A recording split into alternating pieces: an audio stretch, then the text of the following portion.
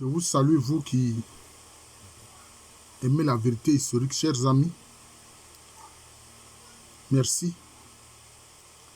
Alors, le dernier clan en ligne maternelle que nous abordons maintenant, pour voir ce qu'il a apporté à la communauté humaine, c'est le clan que les Ashantis appellent Bretou,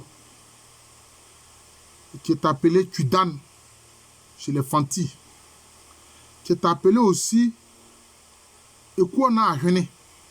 Quelquefois on peut dire simplement Ekuona, on peut dire aussi Ahene.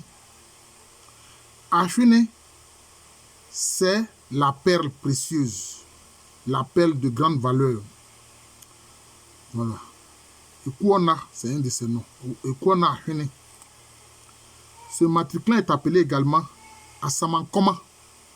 Par exemple, c'est le nom qui est le plus utilisé dans le Wassa Fiassé. Dans le Wassa Fiassé, le clan royal est du matriclan Asamankoma. D'ailleurs, c'est ainsi que les Agnis appellent ce matriclan, ils l'appellent Asamankoma. Mais les Nzima, ils disent Asamangema. Voilà. Mais il y a un nom courant qui, chez les Nzima, est beaucoup plus utilisé pour nommer ce clan.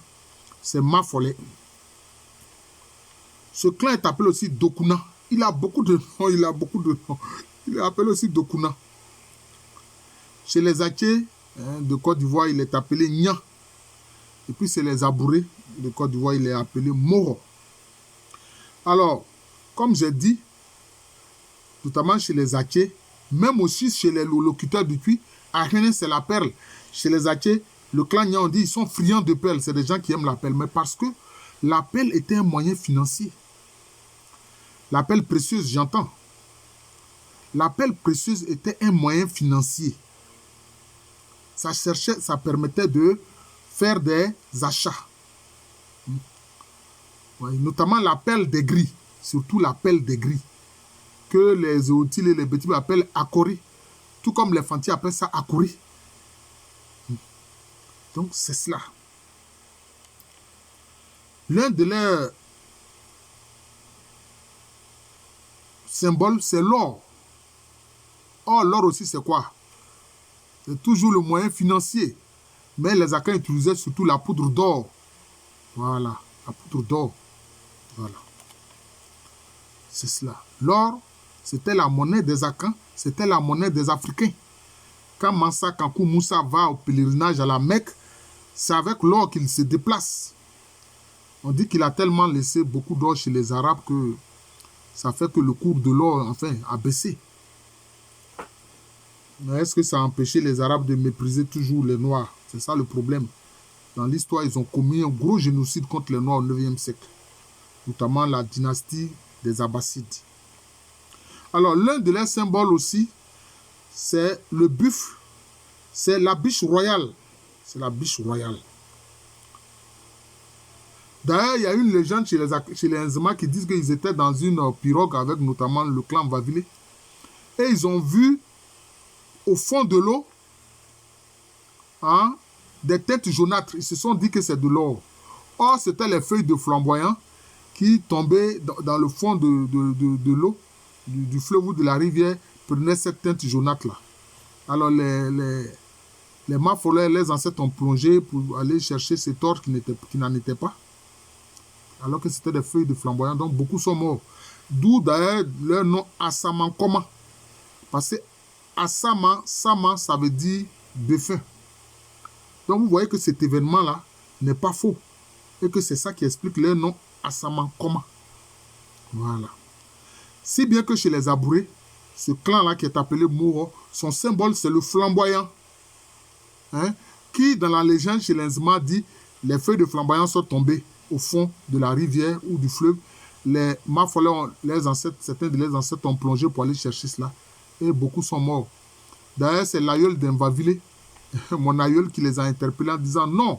Elle a levé la tête, elle a vu que c'était un flamboyant dont les feuilles tombaient au fond de l'eau, ça donnait cette teinte jaunâtre-là.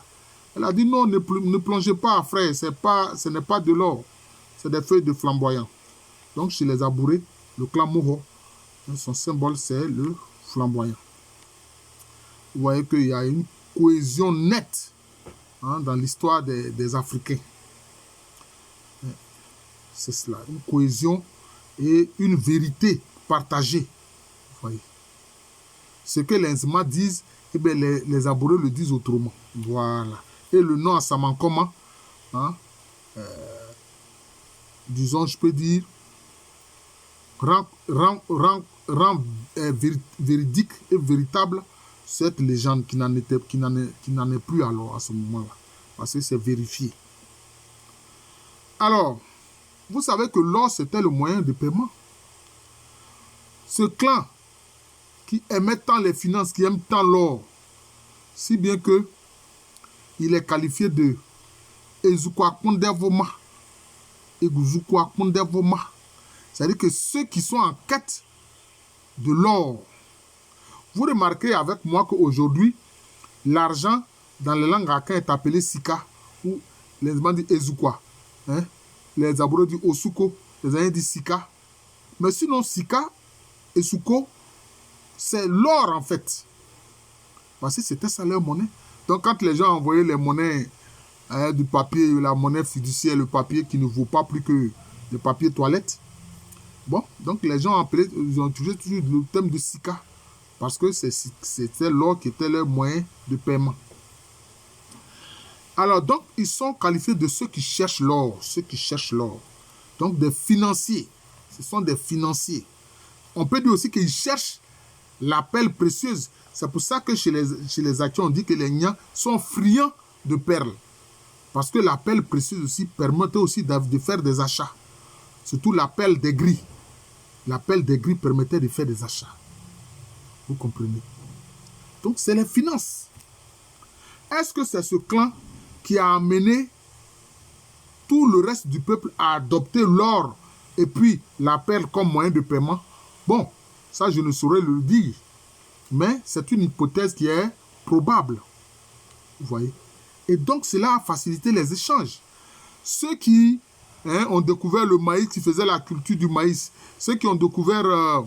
notamment les Mvavlé, ceux qui ont découvert le palmier raffia, comme les Alomba, appelés aussi Oyoko, qui faisaient du vin de palmier raffia, etc. Bon, donc, voilà, il y avait maintenant un moyen de paiement pour les autres pour acquérir leurs marchandises, pour acquérir leurs produits. Les Adarouni qui, eux, faisaient la culture de la banane, des différentes épices, etc. Bon, donc, voilà. Donc, vous voyez que notre société, la société des Africains, était une société harmonieuse. Il y a les finances, il y a les moyens de paiement, etc. Oui. Mais les gens veulent faire croire que ce que les Africains savaient, c'était le troc. Non. Ils connaissaient la monnaie. Ils connaissaient le moyen de paiement par la monnaie. Bon, certaines régions, d'autres régions même de l'Afrique, utilisaient les kouris. Utilisaient les kouris. Voilà, utilisaient les kouris. Les kouris. Mais ici, il est question d'un clan qui est friand d'or, qui est friand de perles précieuses, qui sont des moyens de paiement. Ce sont des moyens de paiement. C'est très important. Voilà. Je vais vous citer quelques chefferies ou quelques royaumes importants qui sont dirigés par ces clans-là, je l'ai dit. Le royaume de Wassa Feassi est dirigé par le clan Samankoma. Le royaume confédéré de l'Ashanti qu'on appelle Asante Mampon, c'est dirigé par des Bretouo ou de Kouana, c'est la même chose. Voilà, c'est cela. Voilà. Alors je vous remercie, je suis le professeur Aluko Amereni, professeur titulaire d'histoire à l'université Félix Houphouët-Boigny, université qui est à Abidjan, c'est en Côte d'Ivoire, un pays situé en Afrique de l'Ouest.